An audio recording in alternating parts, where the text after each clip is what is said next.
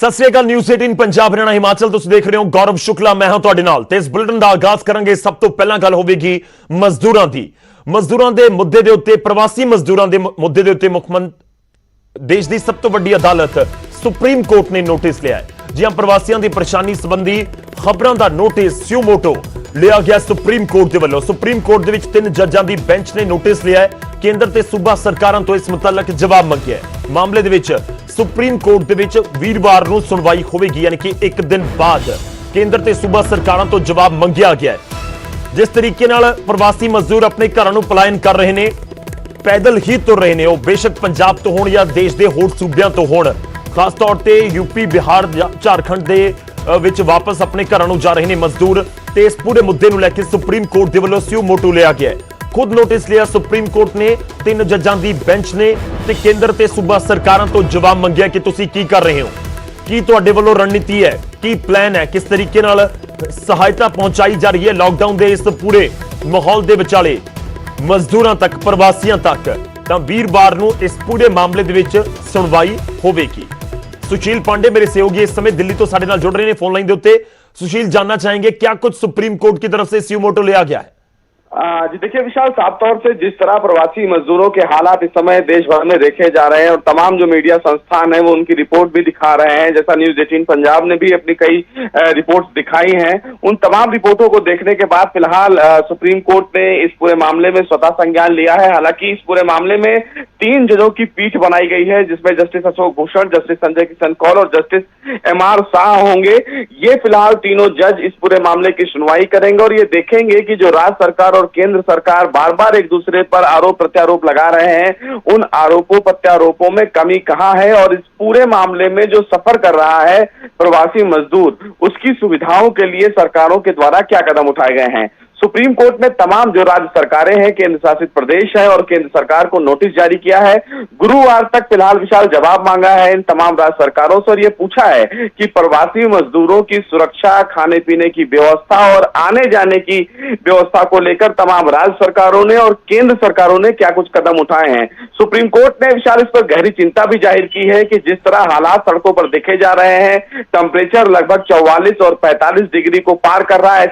ऐसे में अभी भी कुछ ऐसे प्रवासी मजदूर हैं जो फिलहाल दूसरे राज्यों में फंसे हैं, लेकिन केंद्र और राज्य सरकारें जो आपस में हैं वो आपसी मनमुटाव के कारण उन प्रवासी मजदूरों को या तो उनके गंतव्य स्थान पर पहुंचा नहीं पा रही हैं और अगर उन्हें पहुंचा रही हैं तो उसमें कम्युनिकेशन जो गैप है वो कहां आ रहा है। तो इन तमाम पहलुओं पर फिलहाल सुप्रीम कोर्ट ने चिंता भी जाहिर की है और केंद्र सरकार से जवाब भी मांगा है। जी शुक्रिया सुशील, धन्यवाद साडे नाल जुड़न दे लई। इस पूरी गलबात दे लई चिंता ਜ਼ਾਹਰ ਕੀਤੀ गई है। लाजमी तौर पर जो हालात इस समय मजदूरों के नजर आ रहे हैं, हालांकि कुछ दिनों के जरूर मामले सुधरे ने, क्योंकि ट्रेनां भी चलाईਆਂ गईਆਂ, बहुत सारिया ਥਾਵਾਂ ਦੇ ਉੱਤੇ फैक्ट्रियां भी मुड़ ਤੋਂ ਚੱਲ ਗਈਆਂ, इस करके मजदूरों का पलायन भी रुकिया है। पर इस सब ਦੇ ਵਿਚਾਲੇ ਜਿਹੜੀਆਂ ਤਸਵੀਰਾਂ ਸਾਹਮਣੇ ਆਈਆਂ ਉਸ ਨੂੰ ਲੈ ਕੇ ਸਿਓ ਮੋਟੋ ਸੁਪਰੀਮ ਕੋਰਟ ਦੇ ਵੱਲੋਂ ਲਿਆ ਗਿਆ ਹੈ ਤੇ ਸੁਪਰੀਮ ਕੋਰਟ ਦੇ ਵਿੱਚ ਹੁਣ ਸੁਣਵਾਈ ਵੀਰਵਾਰ ਨੂੰ ਹੋਏਗੀ।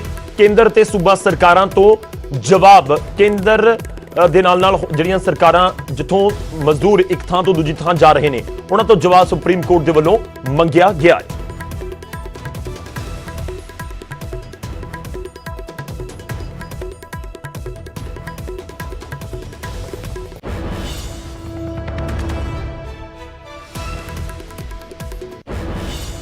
ਹੁਣ ਅੱਗੇ ਵਧਦੇ ਹਾਂ। ਲਾਕਡਾਊਨ ਦੇ ਉੱਤੇ ਸਿਆਸਤ ਹੁੰਦੀ ਹੋਈ ਦੇਸ਼ ਦੇ ਵਿੱਚ ਨਜ਼ਰ ਆ ਰਹੀ ਹੈ। ਰਾਹੁਲ ਗਾਂਧੀ ਨੇ ਕੇਂਦਰ ਦੇ ਵੱਲੋਂ ਲਏ ਗਏ ਲਾਕਡਾਊਨ ਦੇ ਫੈਸਲੇ ਨੂੰ ਫੇਲ ਕਰਾਰ ਦਿੱਤਾ ਤਾਂ ਬੀਜੇਪੀ ਵੀ ਪਲਟਵਾਰ ਕਰਨ ਦੇ ਵਿੱਚ ਦੇਰ ਨਹੀਂ ਲਗਾਉਂਦੀ ਨਜ਼ਰ ਆਈ।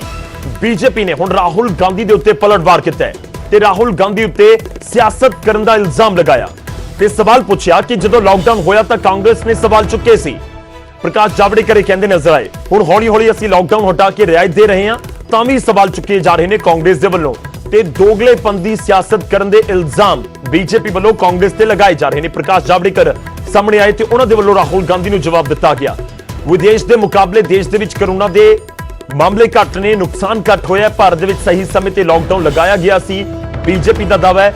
दरअसल राहुल गांधी ਦੇ ਵੱਲੋਂ ਇੱਕ ਵੀਡੀਓ ਕਾਨਫਰੈਂਸਿੰਗ ਦੇ ਜ਼ਰੀਏ ਪ੍ਰੈਸ ਕਾਨਫਰੰਸ ਦਿਨ ਦੇ ਵਿੱਚ ਕੀਤੀ ਗਈ ਤੇ ਉਸ ਦੇ ਵਿੱਚ ਉਹਨਾਂ ਨੇ ਬੜੇ ਸਪਸ਼ਟ ਸ਼ਬਦਾਂ ਦੇ ਵਿੱਚ ਕਹਿ ਦਿੱਤਾ ਕਿ ਲਾਕਡਾਊਨ 1 2 3 4 ਚੌਥਾ ਲਾਕਡਾਊਨ ਚੱਲ ਰਿਹਾ ਹੈ, ਚੌਥੇ ਗੇੜ ਦਾ, ਪਰ ਇਹ ਬਿਲਕੁਲ ਨਾਕਾਮ ਰਿਹਾ ਹੈ। ਜੋ ਟੀਚਾ ਮਿੱਥਿਆ ਗਿਆ ਸੀ ਕੇਂਦਰ ਦੀ ਸਰਕਾਰ ਦੇ ਵੱਲੋਂ उस टीचे तक सरकार पहुंचण च पूरी तरह नाकाम रही है। लॉकडाउन ਨੂੰ ਫੇਲ ਕਰਾ ਦਿੱਤਾ ਗਿਆ ਸੀ ਰਾਹੁਲ ਗਾਂਧੀ ਦੇ ਵੱਲੋਂ ਤੇ ਉਸ ਦੇ ਉੱਤੇ ਹੁਣ ਪਲਟਵਾਰ ਕਰਦੇ ਨਜ਼ਰ ਆਏ ਨੇ ਪ੍ਰਕਾਸ਼ ਜਾਵੜੇਕਰ।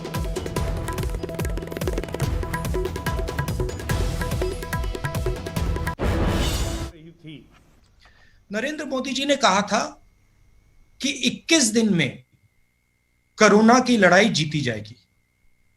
4 लॉकडाउन हो गए, तकरीबन 60 दिन हो गए। हिंदुस्तान पहला देश है जो बीमारी के बढ़ते वक्त लॉकडाउन बंद कर रहा है। चाहे वो जापान हो, चाहे वो कोरिया हो, चाहे वो जर्मनी हो, फ्रांस हो, सब के सब ने लॉकडाउन जब बंद किया, जब बीमारी घटनी शुरू हुई थी। तो यह बात क्लियर है, स्पष्ट है कि हिंदुस्तान का लॉकडाउन फेल हुआ है। जो लक्ष्य नरेंद्र मोदी जी का था वो लक्ष्य पूरा नहीं हुआ। और अब हम बहुत इज्जत से, रिस्पेक्ट से, आदर से सरकार को और प्रधानमंत्री को पूछना चाहते हैं कि अब आपका प्लान बी क्या है। बीमारी 21 दिन में गायब नहीं हुई, बीमारी बढ़ रही है। आपकी स्ट्रेटजी क्या है? लॉकडाउन को आप किस प्रकार से देखते हैं? इसको आप किस प्रकार से रिलीज करेंगे? जो हमारे मजदूर भाई बहन हैं उनकी आप कैसे मदद करोगे? जो आप हमारे जो छोटे स्मॉल एंड मीडियम बिजनेसेस हैं उनको उनकी आप मदद करना चाहते हो, नहीं करना चाहते हो? क्या प्लान है? तो ये सवाल हम सरकार से पूछना चाहते हैं। ये जो कांग्रेस की नीति है ये दोगलापन है, ये पाखंड है। America, France, Britain, German, Spain, Italy, Iran, Brazil, दुनिया के बहुत सारे प्रमुख देशों में और चीन भी जिस तरह से नुकसान हुआ उस तुलना में भारत का नुकसान कम रहा। इसके लिए पूरी दुनिया भारत की प्रशंसा कर रही कि सही समय पर लॉकडाउन लगाया। लेकिन जिसकी पूरी दुनिया प्रशंसा करती है उसका कांग्रेस विरोध करती है। यही कांग्रेस की दोगलापन की राजनीति है। ਤਾਂ ਲੌਕਡਾਊਨ ਦੇ ਨਾਮ ਦੇ ਉੱਤੇ ਵੀ ਸਿਆਸਤ ਦੇਸ਼ ਦੇ ਵਿੱਚ ਹੋ ਰਹੀ ਹੈ ਕਿ ਲੌਕਡਾਊਨ ਸਹੀ ਸਮੇਂ ਹਟਾ ਦਿੱਤਾ ਜਾਵੇ ਜਾਂ ਜੋ ਢਿੱਲ ਦਿੱਤੀ ਗਈ ਹੈ ਉਹ ਠੀਕ ਹੈ ਕਿ ਵਾਕਈ ਲੌਕਡਾਊਨ ਫੇਲ ਹੋ ਗਿਆ।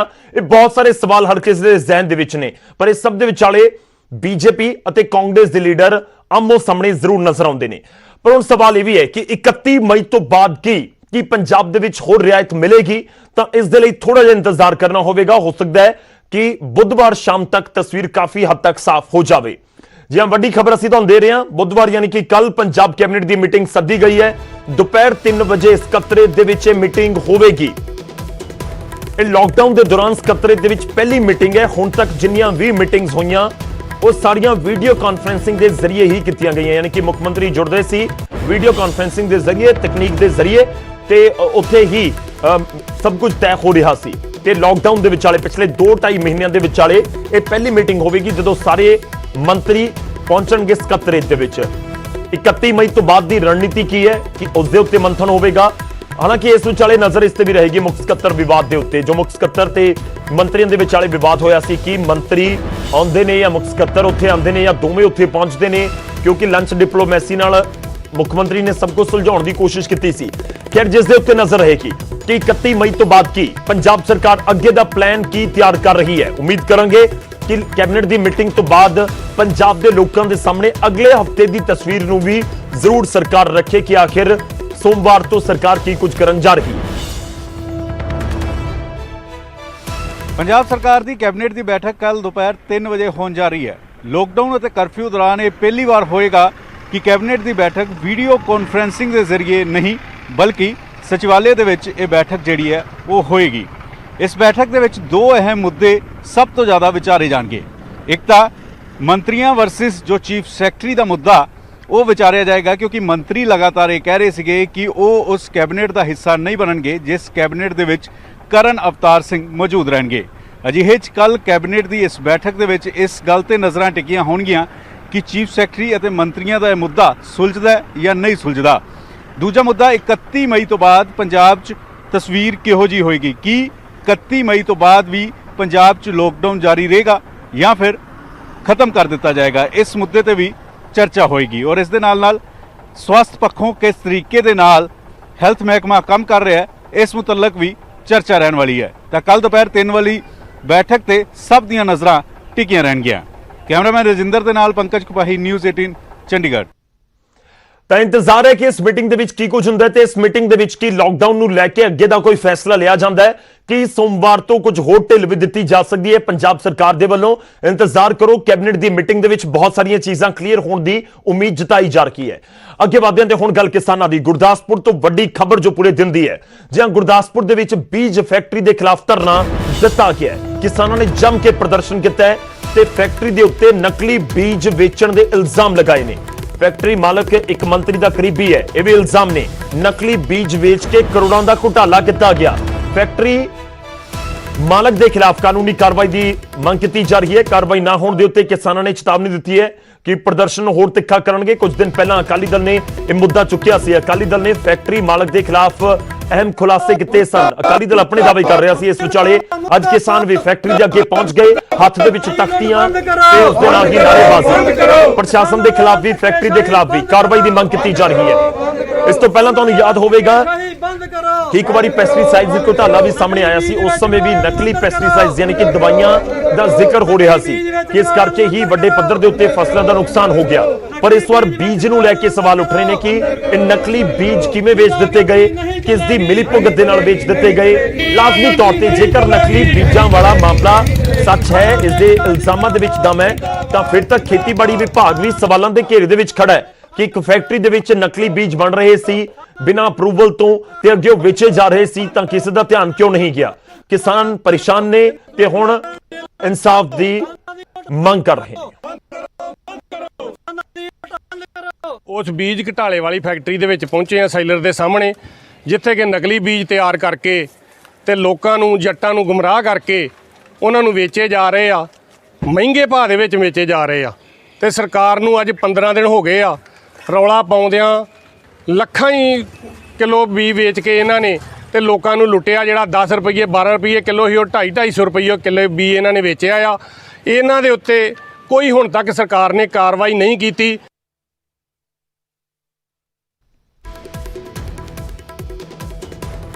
ਰੋਕ ਕਰਦੇ ਹਾਂ ਮੇਰੇ ਸਹਿਯੋਗੀ ਇਸ ਸਮੇਂ ਫੋਨ ਲਾਈਨ ਤੇ ਸਾਡੇ ਨਾਲ ਨੇ ਬਿਸ਼ੰਬਰ ਬਿੱਟੂ ਗੁਰਦਾਸਪੁਰ ਤੋਂ। ਬਿਸ਼ੰਬਰ, ਜਾਣਨਾ ਚਾਹਾਂਗੇ ਕੀ ਕੁਝ ਤੁਹਾਡੇ ਕੋਲ ਜਾਣਕਾਰੀ ਹੈ। ਪਹਿਲਾਂ ਮਾਮਲੇ ਨੂੰ ਵੀ ਸਮਝਣਾ ਚਾਹਾਂਗੇ। ਇਹਨਾਂ ਕਿਸਾਨਾਂ ਦੇ ਵੱਲੋਂ ਜੋ ਪ੍ਰਦਰਸ਼ਨ ਕੀਤਾ ਗਿਆ, ਇਹਨਾਂ ਦੀਆਂ ਫਸਲਾਂ ਖਰਾਬ ਹੋਈਆਂ ਨੇ, ਕੀ ਕੁਝ ਇਹਨਾਂ ਦੇ ਇਲਜ਼ਾਮ ਨੇ?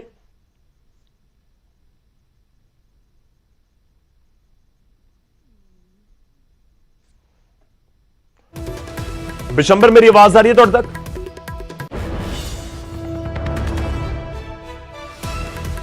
ਲੱਗ ਰਿਹਾ ਕਿ ਨਹੀਂ ਹੁਣ ਤੱਕ ਆਵਾਜ਼ ਪਹੁੰਚ ਰਹੀ, ਪਰ ਇਹ ਪੂਰਾ ਮਾਮਲਾ ਕਿਤੇ ਨਾ ਕਿਤੇ ਸਿਆਸੀ ਰੰਗ ਵੀ ਲੈਂਦਾ ਹੋਇਆ ਨਜ਼ਰ ਆ ਰਿਹਾ। ਪਰ ਇਸ ਵਿਚਾਲੇ ਕਿਸਾਨਾਂ ਦੀਆਂ ਤਸਵੀਰਾਂ ਅਸੀਂ ਤੁਹਾਨੂੰ ਦਿਖਾ ਰਹੇ ਹਾਂ।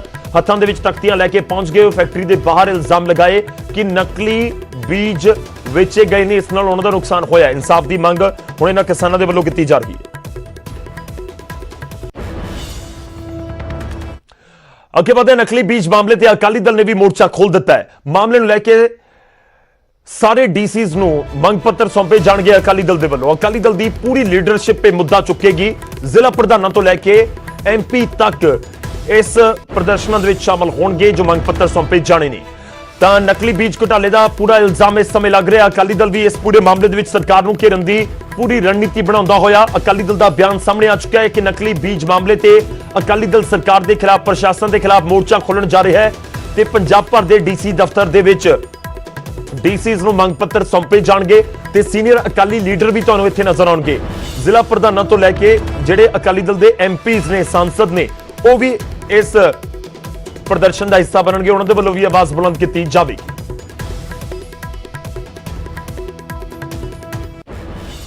ਕਿਸਾਨਾਂ ਨੂੰ ਗੈਰ ਮਿਆਰੀ ਬੀਜ ਸਪਲਾਈ ਕਰਨ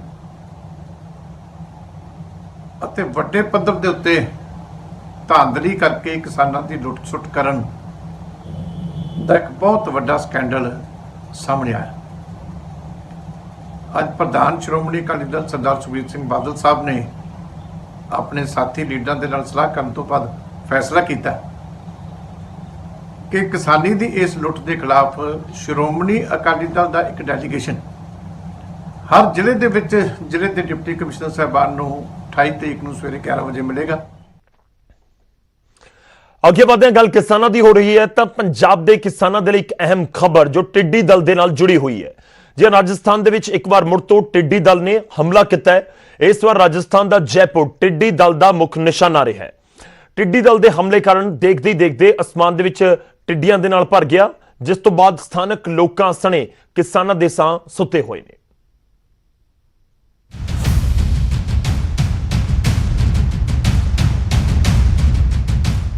बचो बचो टिड्डी दल आया। खतरनाक मंजर दियां ਇਹ ਤਸਵੀਰਾਂ ਰਾਜਸਥਾਨ ਦੇ ਜੈਪੁਰ ਦੀਆਂ ਨੇ, ਜਿੱਥੇ ਬੀਤੀ ਸ਼ਾਮ ਟਿੱਡੀ ਦਲ ਨੇ ਹਮਲਾ ਬੋਲਿਆ। ਇਹ ਹਮਲਾ ਕਿੰਨਾ ਵੱਡਾ ਤੇ ਖਤਰਨਾਕ ਹੈ, ਤੁਸੀਂ ਆਸਮਾਨ ਵੱਲ ਦੇਖ ਕੇ ਅੰਦਾਜ਼ਾ ਲਗਾ ਸਕਦੇ ਹੋ। ਸੈਂਕੜਿਆਂ ਦੀ ਗਿਣਤੀ 'ਚ ਟਿੱਡੀਆਂ ਨੇ ਜੈਪੁਰ ਦੇ ਵੱਖ-ਵੱਖ ਪਿੰਡਾਂ ਦੇ ਖੇਤਾਂ ਸਣੇ ਰਿਹਾਇਸ਼ੀ ਇਲਾਕਿਆਂ ਤੇ ਅਟੈਕ ਕੀਤਾ। ਰੁੱਖ, ਖੇਤ, ਛੱਤਾਂ, ਕੰਧਾਂ ਸਣੇ ਘਰਾਂ ਦੇ ਅੰਦਰ ਤੱਕ ਟਿੱਡੀ ਦਲ ਨੇ ਆਪਣਾ ਕਬਜ਼ਾ ਕਰ ਲਿਆ। ਹਰ ਪਾਸੇ ਨਜ਼ਰ ਆਉਂਦੀਆਂ ਸੀ ਤਾਂ ਟਿੱਡੀਆਂ। ਤਸਵੀਰਾਂ ਵਾਕਿਆ ਹੀ ਦਿਲ ਦਹਿਲਾ ਦੇਣ ਵਾਲੀਆਂ ਨੇ। ਲੋਕ ਡਰੇ ਹੋਏ ਨੇ, ਬੱਚੇ ਸਹਿਮੇ ਹੋਏ ਨੇ, ਕਿਸਾਨਾਂ ਦੇ ਸਾਹ ਸੂਤੇ ਹੋਏ ਨੇ, ਕਿਉਂਕਿ ਟਿੱਡੀਆਂ ਦੇ ਇਸ ਹਮਲੇ ਨੇ ਹਰ ਕਿਸੇ ਨੂੰ ਡਰਾ ਦਿੱਤਾ ਹੈ। ਲੋਕਾਂ ਨੇ ਆਪਣੇ ਰੁੱਖਾਂ ਨੂੰ ਚਾਦਰਾਂ ਪਾ ਕੇ ਬਚਾਇਆ ਤਾਂ ਘਰੋਂ ਬਾਹਰ ਨਿਕਲ ਕੇ, ਕਿਉਂਕਿ ਘਰਾਂ ਦੇ ਅੰਦਰ ਜਾਣ ਤਾਂ ਜਾਣ ਕਿਵੇਂ, ਅੰਦਰ ਤਾਂ ਟਿੱਡੀਆਂ ਦਾ ਕਬਜ਼ਾ ਹੈ।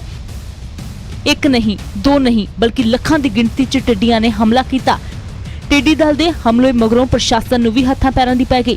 ਸਾਰੀ ਰਾਤ ਨਗਰ ਨਿਗਮ ਨੇ ਲੋਕਾਂ ਨਾਲ ਮਿਲ ਕੇ ਟਿੱਡੀ ਦਲ ਤੇ ਕੰਟਰੋਲ ਲਈ ਆਪਰੇਸ਼ਨ ਚਲਾਇਆ। ਫਾਇਰ ਬ੍ਰਿਗੇਡ ਦੀਆਂ ਗੱਡੀਆਂ ਵੀ ਆਈਆਂ, ਸਪਰੇਅ ਕੀਤੀ ਗਈ, ਪਰ ਟਿੱਡੀਆਂ ਦੀ ਸੰਖਿਆ ਇੰਨੀ ਜ਼ਿਆਦਾ ਸੀ ਕਿ ਕਾਬੂ ਕਰਨਾ ਸੌਖਾ नहीं। कृषि विभाग को जो इन्फॉर्मेशन मिली है नागरिकों से, वो ये सूचना मिली थी कि यहाँ पे ये पवनपुरी एक कॉलोनी है, ये यहाँ पे करदनी थाना क्षेत्र के अंतर्गत आती है। यहाँ पे टिड्डी का अटैक हुआ है। हम लोगों ने आकर के यहाँ कॉलोनी वालों को साथ लेकर के यहाँ सर्वे किया और सर्वे लेकर के फिर हमने एक स्ट्रेटेजी बनाई कि इसको कैसे कंट्रोल किया जा सके, क्योंकि यहाँ घनी आबादी है, पेड़ पौधे बिल्कुल मकानों के नज़दीक हैं और कुछ छतों पे लटक गई, छतों पे बैठ गई, दीवारों पे टिड्डी लटक गई। तो इसको कंट्रोल करना और मारना पेस्टिसाइड से बहुत मुश्किल काम था। करीब 6:30 बजे आई और एकदम अंधेरा बाद टाइप हो गया, कुछ भी दिखाई नहीं दिया और लाखों करोड़ों में थी, पता नहीं 2 किलो 1.5 किलोमीटर में इतनी ज्यादा, तो लोग सब बह गया, सब घर के अंदर चले गए। यहाँ पे देखा था हमने लगभग आधे किलोमीटर के रेंज के अंदर हमने देखा था, तो काफी संख्या में मतलब करोड़ों की संख्या के अंदर यहाँ पे टिड्डी का आगमन था। औखे सौखे रात कढ़ी, पर सवेर हुई तो मुसीबत फिर सामने खड़ी। सवेर हुंदियां ही की बच्चे, की जवान ते की बुजुर्ग, हर किसी ने भांडे खड़काने शुरू कर दिते। तां जो खड़का सुन के टिड्डियां भज जाण। हर किसी वालों जदोजहद की जा रही सी, क्योंकि टिड्डी दल सिर्फ रिहायशी लोकां लई नहीं बल्कि किसानां दे लई भी वड्डी मुसीबत बन के आया। जयपुर जिले पर टिड्डियों ने धावा बोला है। इस वक्त हम जयपुर से 70 किलोमीटर दूर किशनगढ़ रेनवाल क्षेत्र में हैं। एक बार आसमान की तस्वीर जो है दिखाने की कोशिश करते हैं, किस तरीके से टिड्डियों ने यहाँ पर धावा बोला। तो देख सकते हैं पूरी जो है सेना टिड्डियों की वो उड़कर यहाँ से चली जा रही है।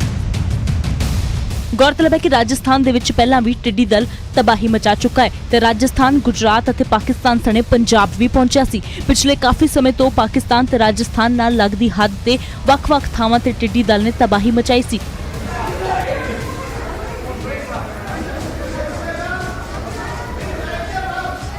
हुण एक बार फिर राजस्थान च होए टिड्डी दल दे हमले तो बाद पंजाब दे किसानां दी चिंता वध गई है, क्योंकि बेशक फिलहाल तां गर्मी दा कहर है, पर 28 मई तो बाद मौसम च तब्दीली दी संभावना है।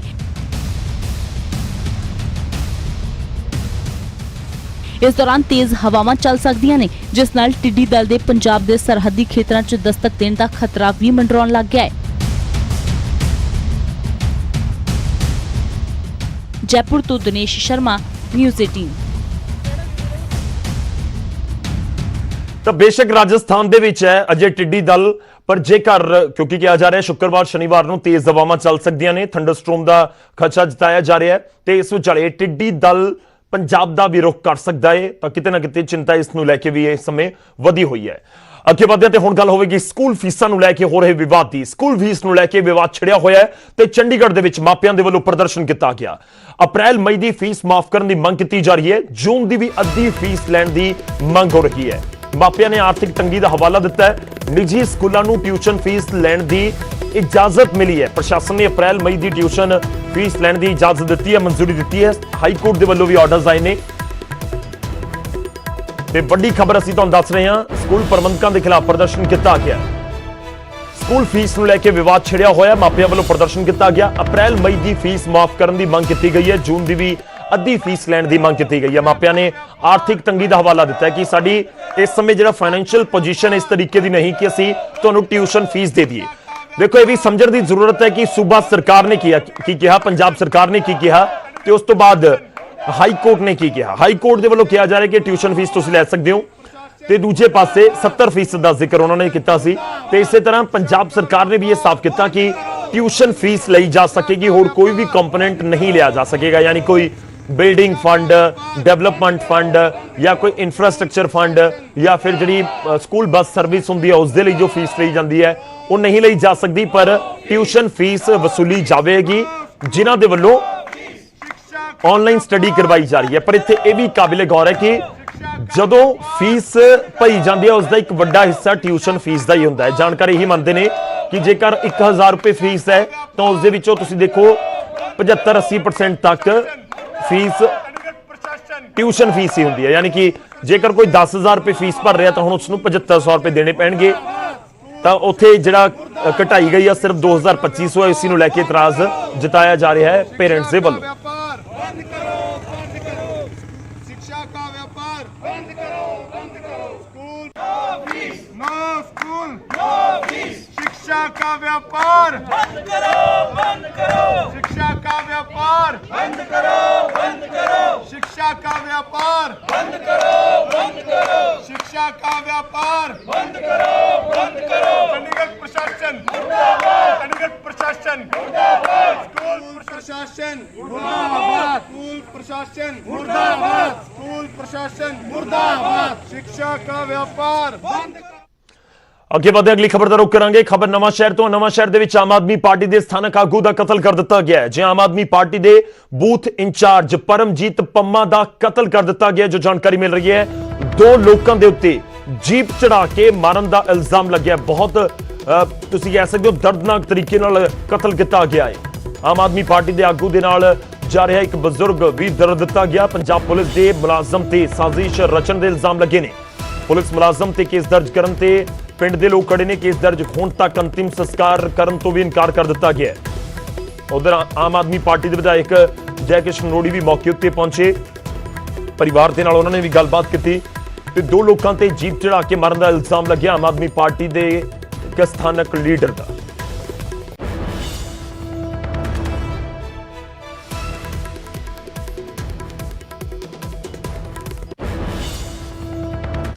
ਅਗਲੀ ਖਬਰ ਬਠਿੰਡਾ ਤੋਂ। ਬਠਿੰਡਾ ਦੇ ਵਿੱਚ ਲਵ ਜਿਹਾਦ ਦਾ ਮਾਮਲਾ ਭਖਦਾ ਹੋਇਆ ਨਜ਼ਰ ਆ ਰਿਹਾ ਹੈ। ਹਿੰਦੂ ਜਥੇਬੰਦੀਆਂ ਨੇ ਪੁਲਿਸ ਦੇ ਖਿਲਾਫ ਪ੍ਰਦਰਸ਼ਨ ਕੀਤਾ।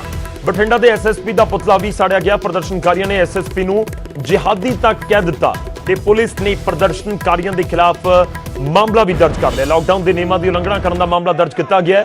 ਹਿੰਦੂ ਲੜਕੀ ਦੇ ਨਾਲ ਵਿਆਹ ਕਰਵਾਉਣ ਦੇ ਲਈ ਮੁਸਲਿਮ ਲੜਕੇ ਨੇ ਧਰਮ ਬਦਲਿਆ ਸੀ। ਬੀਜੇਪੀ ਆਗੂ ਸੁਖਪਾਲ ਸਰਾਂ ਤੇ ਮੁਸਲਿਮ ਲੜਕੇ ਦੇ ਘਰ ਪੱਥਰਬਾਜ਼ੀ ਕਰਨ ਦਾ ਇਲਜ਼ਾਮ ਹੈ ਤੇ ਸਭ ਦੇ ਵਿਚਾਲੇ ਪ੍ਰਦਰਸ਼ਨ ਕੀਤਾ ਗਿਆ। ਲਾਕਡਾਊਨ ਹੈ, ਸੋਸ਼ਲ ਡਿਸਟੈਂਸਿੰਗ ਦੇ ਨਿਯਮ ਲਾਗੂ ਨੇ, ਸਭ ਨੂੰ ਛਿੱਕੇ ਟੰਗਦੇ ਹੋਏ ਪ੍ਰਦਰਸ਼ਨ ਕੀਤਾ ਗਿਆ ਤੇ ਬਠਿੰਡਾ ਦੇ ਐਸਐਸਪੀ ਨੂੰ ਵੀ ਟਾਰਗੇਟ ਕਿਤੇ ਨਾ ਕਿਤੇ ਕੀਤਾ ਗਿਆ। ਯਾਨੀ ਕਿ ਉਹਨਾਂ ਦੇ ਉੱਤੇ ਵੀ ਸ਼ਬਦੀ ਤੀਰ ਛੱਡੇ ਗਏ ਤੇ ਇਸ ਵਿਚਾਲੇ ਪੁਲਿਸ ਦੇ ਵੱਲੋਂ ਮਾਮਲਾ ਦਰਜ ਕੀਤਾ ਗਿਆ ਹੈ ਲਾਕਡਾਊਨ ਦੇ ਨਿਯਮਾਂ ਦੀ ਉਲੰਘਣਾ ਕਰਨ ਦਾ।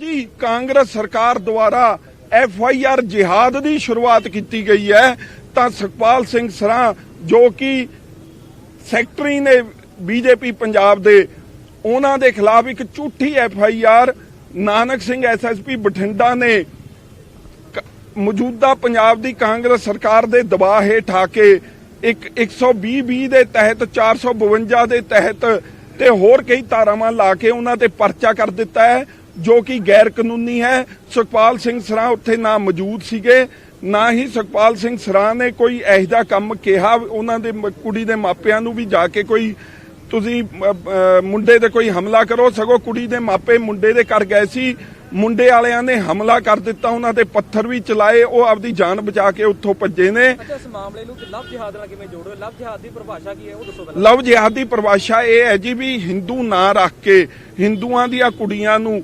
ਮੁਸਲਮਾਨ ਆਪਣੇ ਪ੍ਰੇਮ ਜਾਲ 'ਚ ਫਸਾ ਕੇ ਲੈ ਜਾਂਦੇ ਹਨ, ਮੁੜ ਕੇ ਉਹਨਾਂ ਨੂੰ ਅੱਗੇ ਵੇਚ ਦਿੰਦੇ ਹਨ।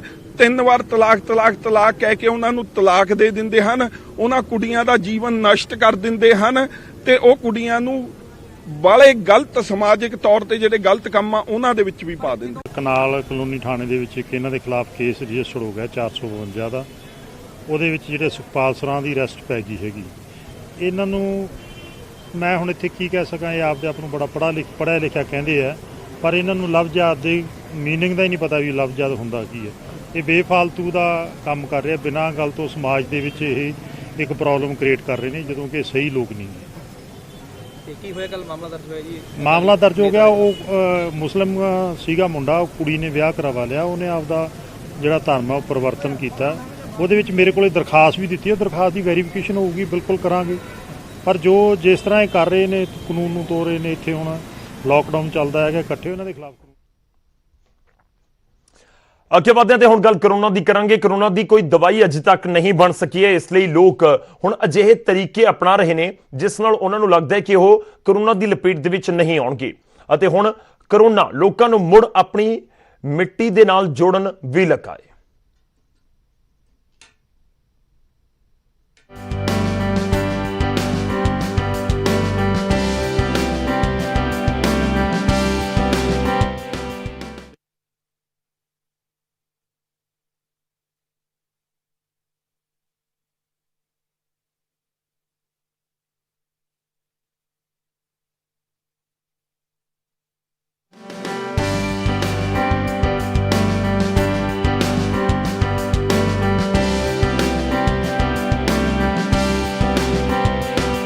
पिछले कई दहाकिਆਂ ਤੋਂ ਮੰਦੀ ਦੀ ਮਾਰ ਚੱਲ ਰਹੇ ਘੁਮਿਆਰਾਂ ਦੇ ਚਿਹਰੇ ਹੁਣ ਇੱਕ ਵਾਰ ਫਿਰ ਖਿੜ ਉੱਠੇ ਨੇ।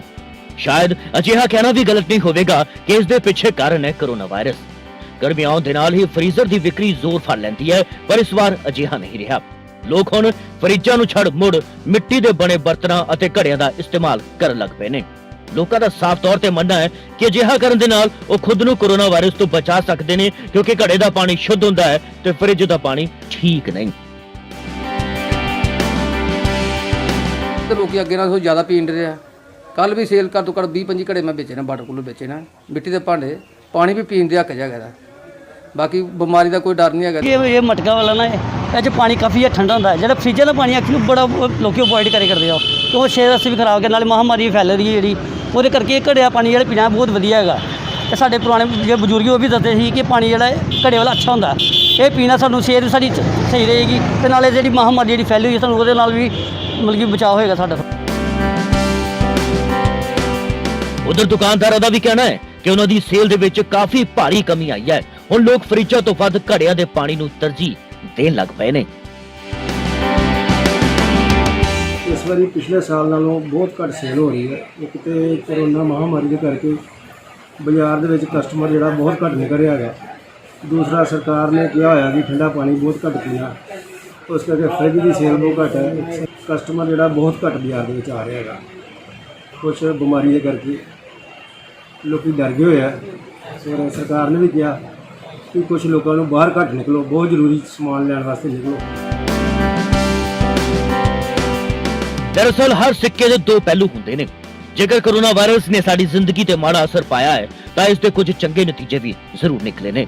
ਲੋਕਾਂ ਨੇ ਜ਼ਿੰਦਗੀ ਦੀ ਅਸਲ ਕੀਮਤ ਨੂੰ ਸਮਝਣਾ ਲੱਗਦਾ ਹੈ ਸ਼ੁਰੂ ਵੀ ਕਰ ਦਿੱਤਾ ਹੈ ਅਤੇ ਲੋਕਾਂ ਨੇ ਹੁਣ ਮੁੜ ਤਕਨੀਕ, ਆਧੁਨਿਕਤਾ ਅਤੇ ਦਿਖਾਵਿਆਂ ਭਰੀ ਜ਼ਿੰਦਗੀ ਨੂੰ ਛੱਡ ਮੁੜ ਸਾਦਾ ਜੀਵਨ ਅਪਣਾਉਣਾ ਵੀ ਸ਼ੁਰੂ ਕਰ ਦਿੱਤਾ ਹੈ ਅਤੇ ਮੁੜ ਆਪਣੀ ਮਿੱਟੀ ਦੇ ਨਾਲ ਜੁੜਨ ਲੱਗ ਪਏ ਨੇ।